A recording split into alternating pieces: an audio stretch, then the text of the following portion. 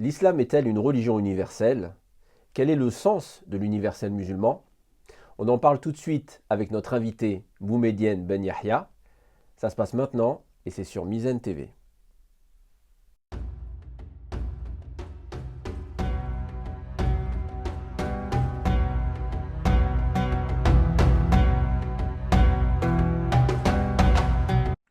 Alors Boumedienne, merci d'avoir accepté notre invitation. Salam alaikum. Wa alaykoum salam, je vous en prie. Merci à vous. Et donc je vais vous présenter pour le public qui ne vous connaît pas déjà.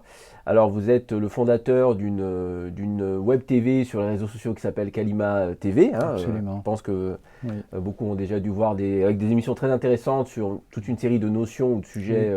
On aura peut-être l'occasion de revenir là-dessus. Je vais aussi présenter un peu votre parcours. Donc vous travaillez sur la linguistique.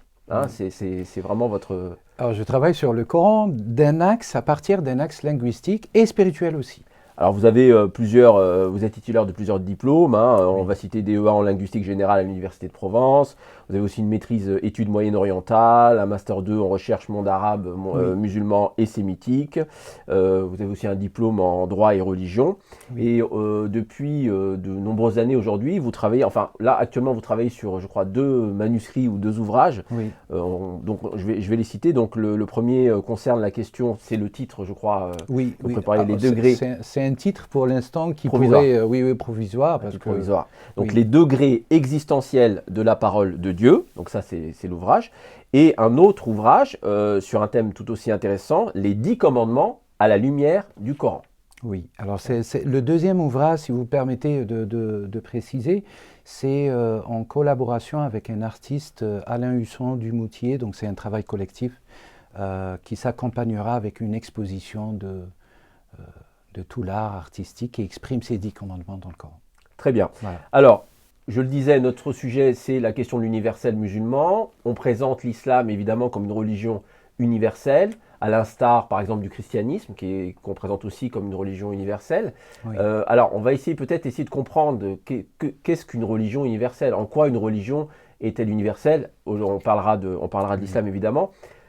Avant d'aborder la question du Coran et de la langue arabe par rapport à cette question de l'universel, peut-être rappeler l'étymologie donc en français du mot universel. Donc le mot universel vient du latin universus, qui est composé de 2 termes unis, donc unus qui veut dire un, donc un, et versus qui veut dire tourner ou faire tourner. Donc c'est ce que nous indique l'étymologie. Oui. Et en gros ça fait référence à tout ce qui est rassemblé en une seule chose finalement, qui fait unité, qui a une espèce de caractère entier. Voilà. Ça a donné le mot univers, n'est-ce pas? Le mot univers, donc qui désigne la totalité du cosmos, avec un sens physique, un sens voilà. Oui. Alors justement, ce sera ma première question. Dans le Coran et dans l'arabe coranique, si je peux utiliser cette expression-là, quel est le terme ou les termes qui se rapprocherait de cette question, de cette notion d'universel? Alors c'est très très simple. Dans le Coran, il y a les noms de Dieu.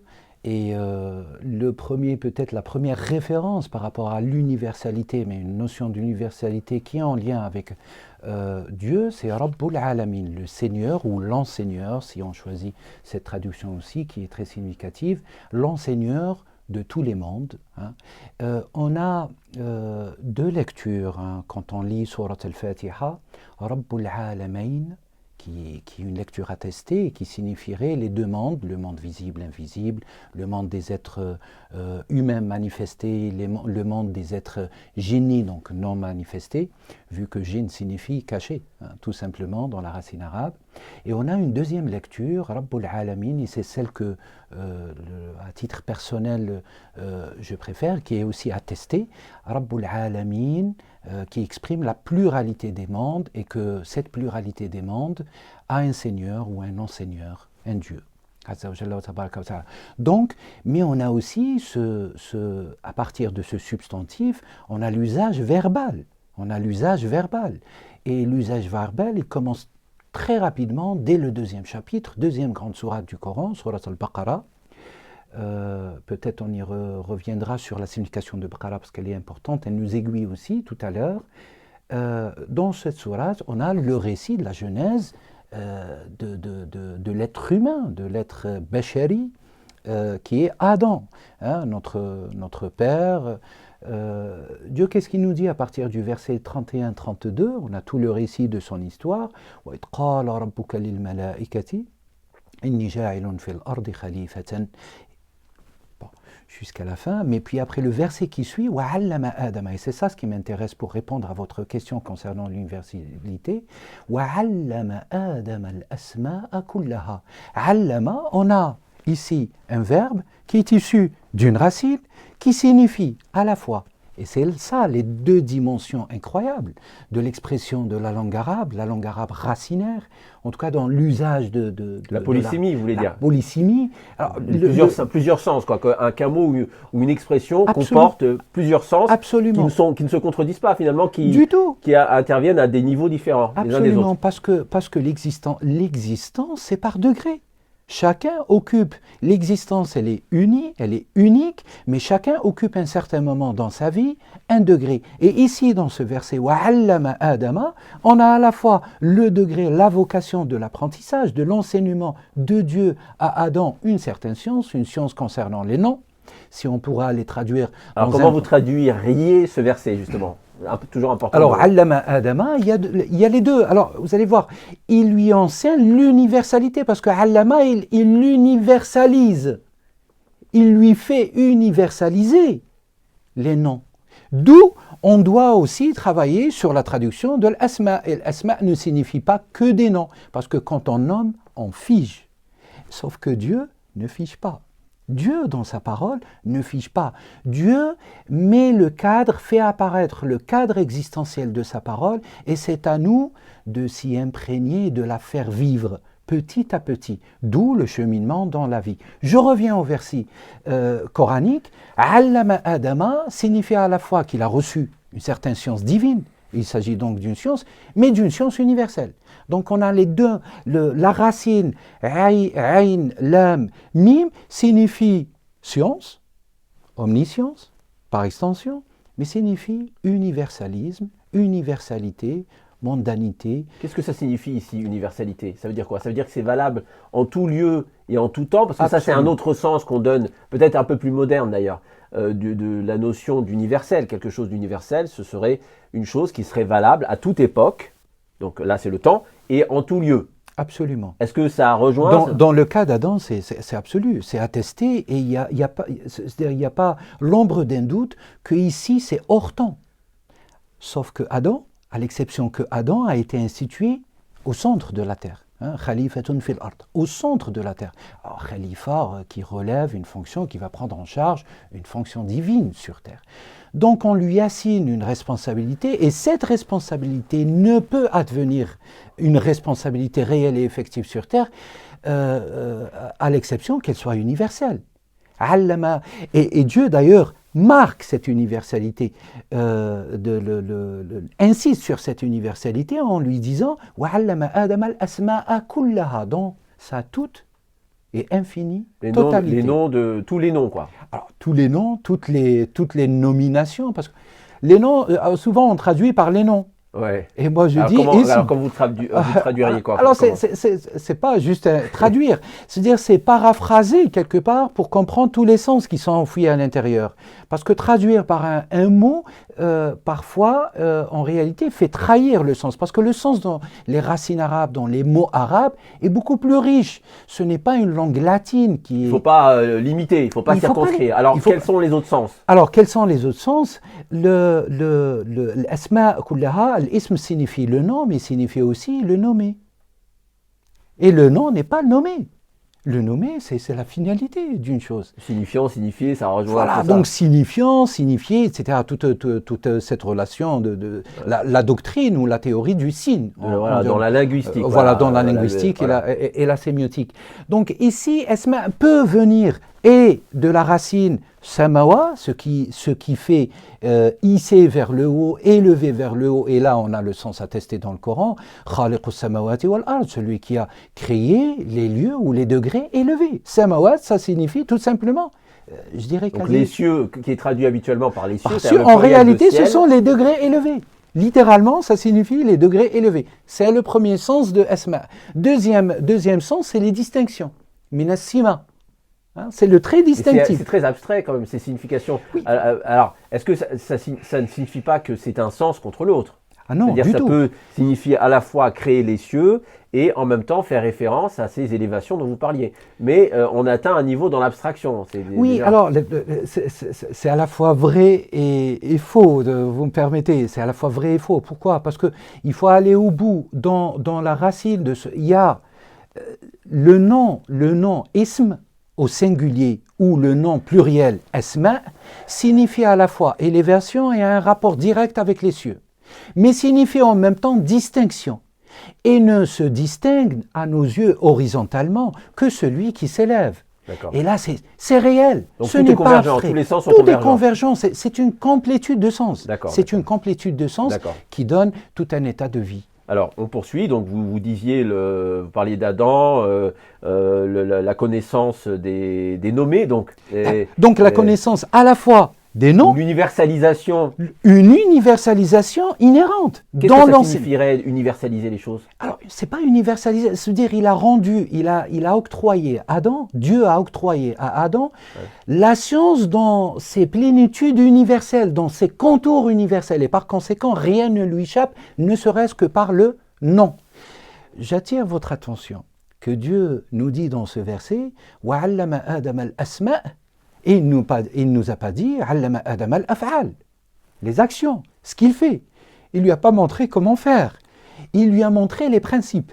Il lui a appris les principes de toutes choses dans toute leur totalité. Kullaha al-asma'a kullaha, sans exception.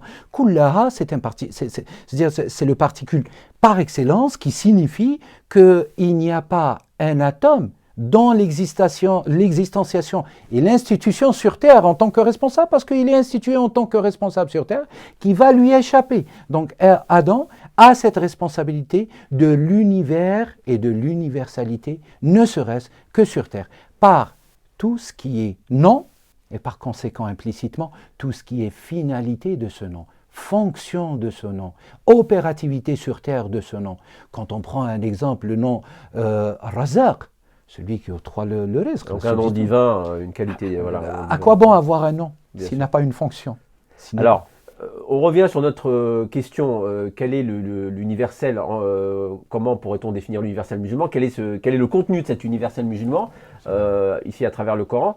Donc, vous rappeliez ce récit originel de la vocation, c'est-à-dire du fait que Dieu a attribué à l'homme, à l'être humain, ou à travers le premier homme, donc cet attribut, ce privilège ou cette fonction, je ne sais pas comment on peut la qualifier, de connaître. Donc c'est la connaissance finalement. Donc là, ce qui est intéressant, pour faire le lien aussi avec notre époque et avec notre condition humaine, parce que c'est aussi ça l'enjeu de cette conversation, c'est de comprendre en quoi l'islam nous parle dans notre humanité, même si ça ne concerne pas que les êtres humains, évidemment, ça concerne bien au-delà, mais l'homme reste quand même au sommet de la pyramide de la création, il reste ce signe, cette ayette qui a quand même une valeur, une dignité, comme dit le Coran.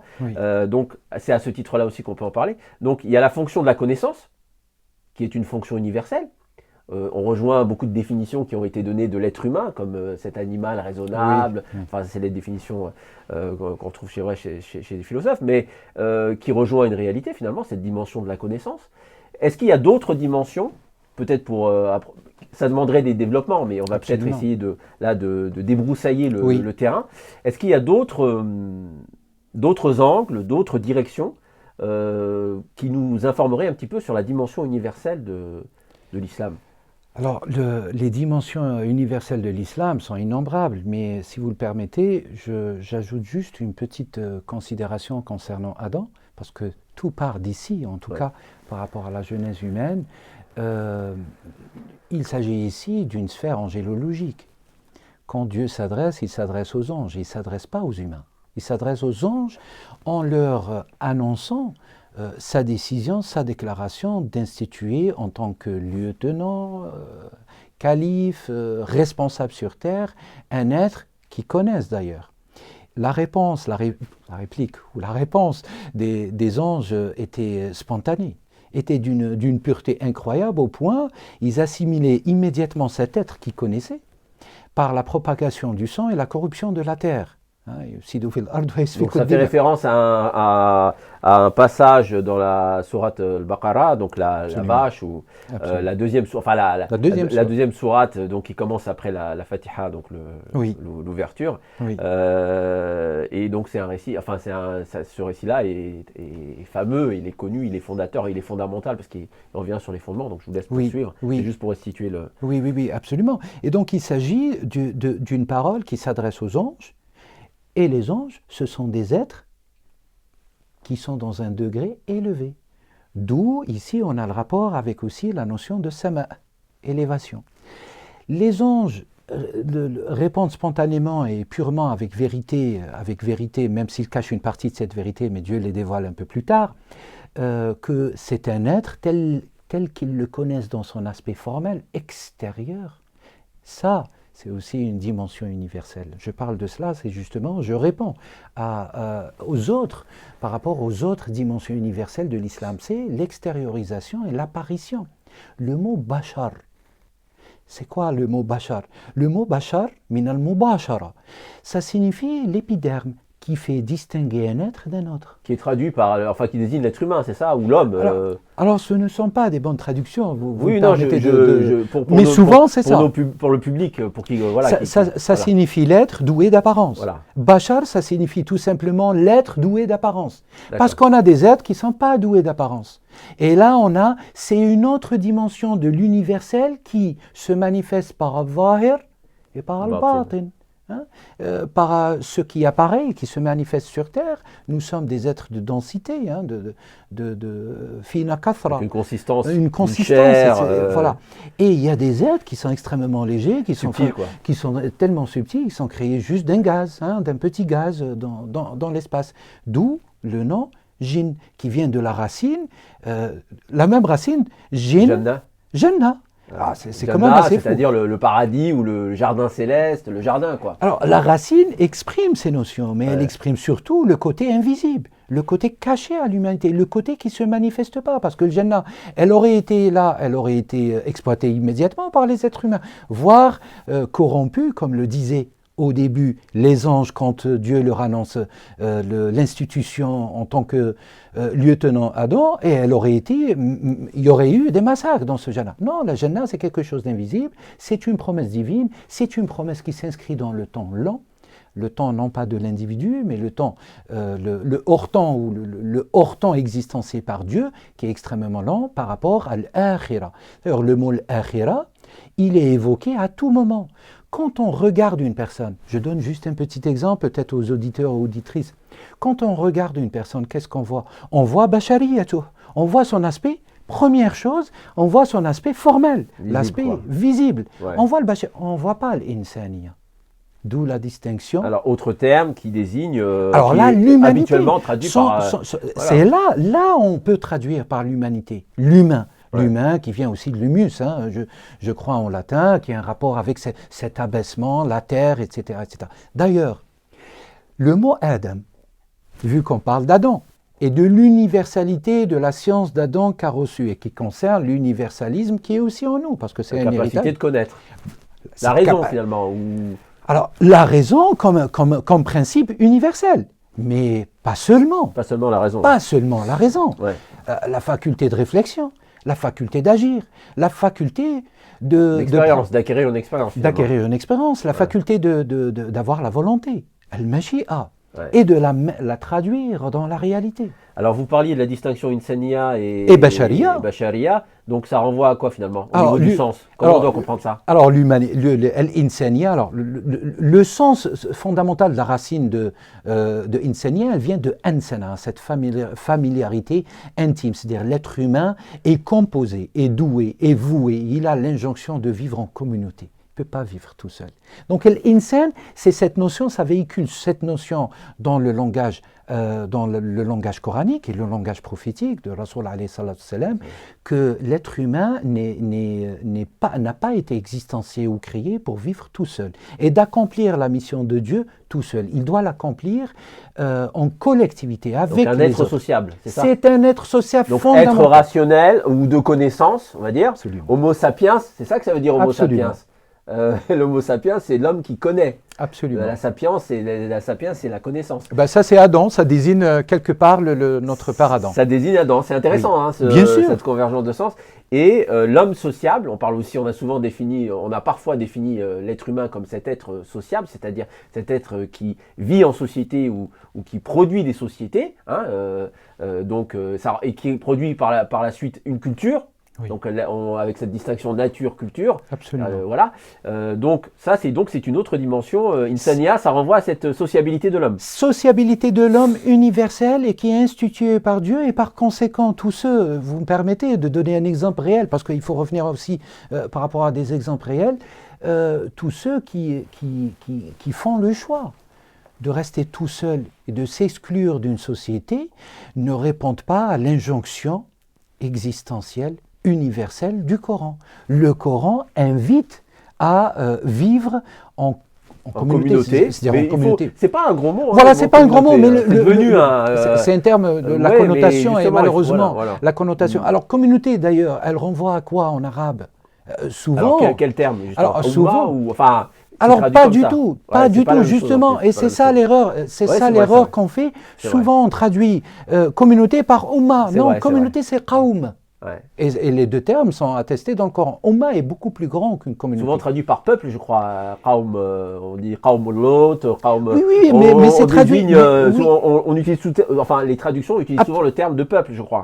Absolument, mais peuple c'est aussi un terme qui est attesté dans le Coran. Les peuples, shu'ub, bismillah ar-Rahman ar-Rahim, ya ayyuhan nas, inna rabbakum khalaqakum min dhakarin wa untha wa shu'uban wa qaba'ila li ta'ara. Shu'ub est attesté, par conséquent, on ne peut pas le traduire. D'où toute la difficulté quand on ne cerne pas, je dirais de manière synthétique, de manière globale, toutes les possibilités de la vocabilité du langage coranique, et on veut véhiculer les connaissances universelles du Coran pour tout le monde, à des peuples qui parlent d'autres langues sociales, parce que la langue, elle est sociale. Qu'on le veuille ou pas, elle est sociale, fondamentalement sociale.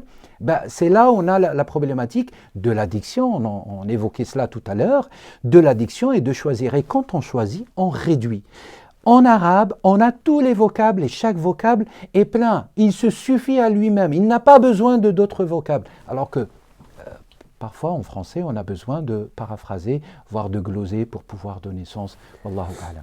Alors, Boumediene, peut-être un autre élément important, peut-être le dernier, ou je ne sais pas, peut-être que vous aurez d'autres éléments à mettre en lumière. Il me semble que la dimension morale et éthique du message coranique, on parlait de quel est l'universel, comment cerner, comment identifier ou définir l'universel musulman. Il me semble que la question de la morale ou de l'éthique est une autre dimension forte du Coran. On évoquait le fait que vous aviez travaillé ou que vous travaillez sur les commandements, les 10 commandements lumière du Coran et aussi donc les commandements coraniques.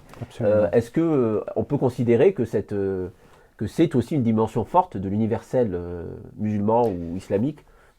La question de la morale. C'est la question de la morale, vous venez de le dire, c'est le signe manifeste et redoutable et irréfutable. Les 10 commandements, vous parlez des 10 commandements, alors al-wasaya al-ashr en arabe, on les appelle al-wasaya al-ashr, ou les testaments, les 10 testaments, sont attestés dans le Coran. Donc là, il y a un rapport aussi avec l'Exode, les anciennes révélations, pour tous ceux qui croient que à travers le temps, tout est faux, tout est faux, tous les textes sont faux, toutes les histoires sont fausses, etc. Il faut relativiser. Le Coran est venu pour rétablir des vérités et confirmer des vérités par rapport aux premiers peuples qui nous ont précédés, par rapport à l'humanité, jusqu'à Adam. Et qu'est-ce que le Coran, justement, et de manière absolue, dans Sourate Al-An'am, sourate numéro 6, atteste les 10 commandements, en tout cas une partie des 10 commandements, une majeure partie des 10 commandements, qui symbolise, qui reflète et qui explicite de manière parfaite l'universalité du message coranique, l'universalité de l'exemple musulman aujourd'hui dans notre société et dans toutes les sociétés. Les 10 commandements n'ont pas été révélés pour eux comme première révélation à Mohammed alayhi salam, ont été déjà révélés à Sayyiduna Ibrahim, donc Abraham et Sayyiduna Moussa, Moïse, et ont été confirmés en tant que socle principal de la révélation de Mohammed alayhi salam. On rappelle, peut-être rappeler ces commandements. Alors les commandements, ne tue point, il ne faut pas tuer, sauf que dans le... C'est un commandement de l'exode. Sacralité de la vie, la sacralité de la vie. D'ailleurs, on pourrait même dire de la vie en tout court. Absolument, voilà. Rupture de la vie, voilà. Ôter une vie, ôter une vie. Alors un autre verset connu aussi disait, celui qui tue une vie, c'est comme s'il tuait toute l'humanité tout entière. Donc ça c'est aussi toujours sur l'interdit majeur et fondamental du meurtre. Et donc ça ne fait que rappeler ce précepte mosaïque, c'est-à-dire relatif à Moïse, mais aussi avant, aussi vous disiez. Donc peut-être continuer sur les autres commandements. Alors protection de l'enfance. Protection de Mal Yatim, la fortune de l'orphelin. Ne touchez pas au bien de l'orphelin. Ça, c'est un commandement qui n'existe pas dans l'Exode. Ouais. C'est-à-dire, là, on voit très très bien que la rahma, qui est l'objet principal, premier et dernier, apparent et éternel de la mission de Mohammed alayhi salam, qui était orphelin. Qui était orphelin aussi et qui est concerné par ce commandement. Ouais. Le verset coranique Bismillah ar-Rahman ar-Rahim wa ma arsalnaka illa rahmatan lil alamin. Alors si on veut comprendre quelle est la vocation suprême du Coran, la vocation suprême du Coran, elle est résumée dans ce verset, que Mohammed n'est qu'un messager. Il n'est pas là pour être idolâtré ou quoi que ce soit, et que Mohammed alayhi salam, il est lui-même. Lui-même, il représente la fonction suprême, totale, infinie, vivante. Vous parliez de la vie au début de cette émission, de l'importance de la vie. La vie, elle est universelle et Dieu est vivant. Rahma lil alamin. Et Dieu réutilise le même terme pour évoquer... Les mondes entiers, c'est ça? Donc, la pluralité des mondes. Alors, parfois, on est tenté de traduire par le multivers, parce que c'est un peu à la mode. Mais bon... C'est juste une hypothèse. Hein, oui, mais bon, je sais, en plus. Donc, non, la pluralité est littéralement la pluralité des mondes. La pluralité des mondes, et qui n'est pas définie. Parce qu'il y a un nombre... La totalité des mondes? La pluralité des mondes. Parce que si on dit la totalité des mondes, ça veut dire on a défini. On a mis on a limité, vous voulez dire? Oui, on l'a délimité. On va la délimiter alors qu'on n'a ni la science, ni la sagesse de la délimiter. Pourquoi? Tout simplement parce qu'il y a un nom de Dieu qui existe dans le Coran, Khallaqun Alim. Et le mot Khallaq, le nom d'Allah, Khallaq, ça veut dire c'est celui qui crée perpétuellement, sans fin. Donc tout celui qui pense que la création a une fin se trompe. Se trompe, mais vraiment coraniquement parlant et universellement parlant. Donc la rahma, elle est universelle. La rahma, c'est ce message qui est Mohammed alayhi salam par son exemple, par la révélation qu'il avait reçue. Et cette miséricorde envoyée pour les mondes entiers. Et cette miséricorde qui est envoyée pour les mondes entiers, qui n'exclut pas. On avait parlé de la signification profonde de insan par rapport à Bachar. L'insan ne peut pas vivre tout seul, ne peut pas s'exclure. C'est une loi existentielle d'être avec les autres et d'œuvrer pour le bien de tout le monde, parce que quand on est avec les autres, on œuvre pour le bien, ce bien nous est retourné. Et donc dans la connaissance, on va vers l'extérieur aussi, parce qu'on va vers le nommer ou les nommer. Voilà. On va chercher les nommés. On va chercher les nommés. Dans l'insania, il y a cette dimension de sociabilité et aussi dans cette notion de morale et d'éthique qui implique une vie en société. Donc il y a cette dimension toujours plurielle, multiple. Tout le temps, la pluralité, l'universalité miséricordieuse, parce que Rahma, c'est cette miséricorde infinie. Alors il y a des considérations assez profondes, on pourra y revenir une autre fois sur Ar-Rahman. Quand vous regardez le nom d'Allah Ar-Rahman, à l'intérieur, vous enlevez le déterminant, elle est fait l'âme. Vous faites disparaître ou vous mettez en côté le noun qui est à la fin. Qu'est-ce qui nous reste? Il nous reste la racine Rahama. Et Rahama, c'est Rahim, la matrice. La matrice. Ouais. C'est une histoire qui nous dépasse. Ouais. C'est-à-dire la parole de Dieu. Là, la matrice au sens physique, au sens Alors, parce que le terme est devenu aussi un bien terme sûr, allégorique, bien mais sûr. au sens du ventre de la mère. Mais vous imaginez, c'est-à-dire la mère, Mm. la mère qui a cette fonction de matrice et qui met au monde la vie, qui porte la vie en elle et qui la met au monde. Si ce n'est pas ça, l'universalité, la notion d'universalité qui devient une injonction pour toute l'humanité, alors que c'est reste. Alors, dernière chose boumédienne, je rappelais tout à l'heure l'étymologie du mot univers en latin avec un. Oui. Et ça, je trouvais ça très parlant. Donc, pour revenir sur l'islam, est-ce que, d'une certaine manière, on a envie de se dire que finalement le fondement universel, le fondement des fondements universels, c'est Dieu et son unicité. Et finalement, vous l'avez abordé en rappelant à chaque fois les liens entre les noms divins, les qualités divines. Et les différentes propositions que vous évoquiez, est-ce que finalement ça ne sera pas ça notre mot de conclusion, de se dire que finalement le fondement de l'universel en islam, c'est le fondement de l'universel dans toutes les traditions, ou en tous les cas dans toutes les religions, qui dépassent les trois religions aussi. On parle souvent des trois religions du livre, mais en réalité, il y en a 5.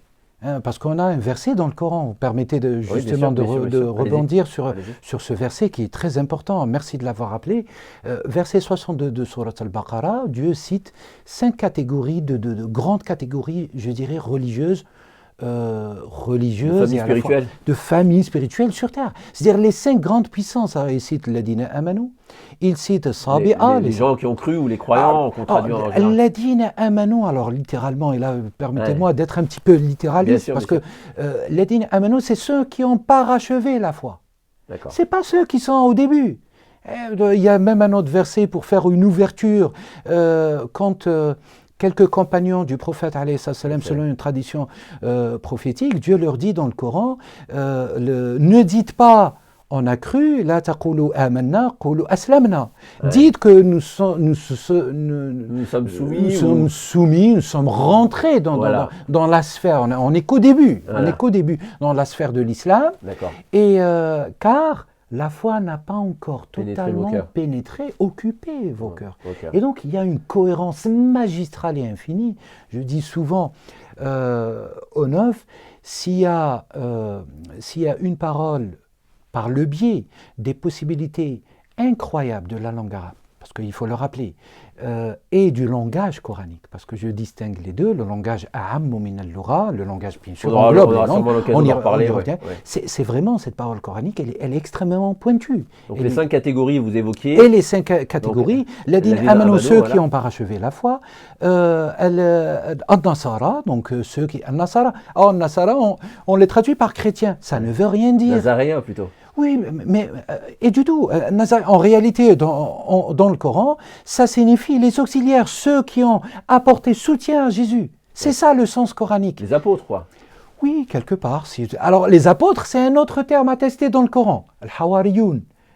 Il faut restituer. Mais est-ce que la réalité est la même? Parce que plusieurs termes peuvent être attribués à une même réalité. Oui. Donc, est-ce que là, c'est des réalités différentes ou c'est... Ce ne sont pas des réalités. La réalité, le socle de la réalité est la même, mais les fonctions sont différentes. D'accord. Quand Dieu cite les Al-Hawariyun, ici, c'est une fonction sacrée par rapport à leur héritage de Jésus. Mais quand il les nomme en général, les gens, Al-Nasara, c'est-à-dire les auxiliaires. C'est un terme, c'est-à-dire, on ne peut pas, là, mais vraiment, c'est comme... Pour expliquer peut-être au public, les auxiliaires, ce serait comment? Alors, auxiliaire, c'est celui qui donne soutien. Imaginons, je donne un exemple vivant, un étudiant qui vient d'un pays étranger pour étudier en France. D'accord. Lui donner main forte. C'est ça, être auxiliaire. Prêter main forte, oui. C'est tout. D'accord, donc, alors, les croyants, et puis, qui ont parachevé la foi... Al-Ladina Hadou, c'est le troisième, Ladina Hadou, ceux qui se sont judaïsés. Judaïsés. Mais hadou aussi dans le Coran signifie ceux qui se sont guidés. Donc ici, il y a une référence aussi à toute la révélation, à toute la législation de Seydina Moussa, de Moïse. Donc Dieu n'exclut pas ces grands prophètes. Et puis après, on a les Sabéens, Sabéa. qu'on connaît mal, les Sabéens. Dis ça au grand public, les Sabéens, c'est quoi les Sabéens? Alors, Sabéa, c'est ceux qui se... littéralement, c'est ceux qui se convertissent, qui changent d'orientation, qui D'accord. changent de religion. Ouais. Ça signifie cela, Sabi'a. C'est-à-dire aujourd'hui il est comme ça, demain il est comme ça. Alors on pourrait même Ah, vous voulez dire au sens où ils sont instables? Où ils sont- changent tout le temps? Ils alors sont toujours fondamentalement, Saba'a, ça veut dire changer de religion, changer de direction. D'accord. D'accord. Fondamentalement, c'est-à-dire D'accord. il y a pas.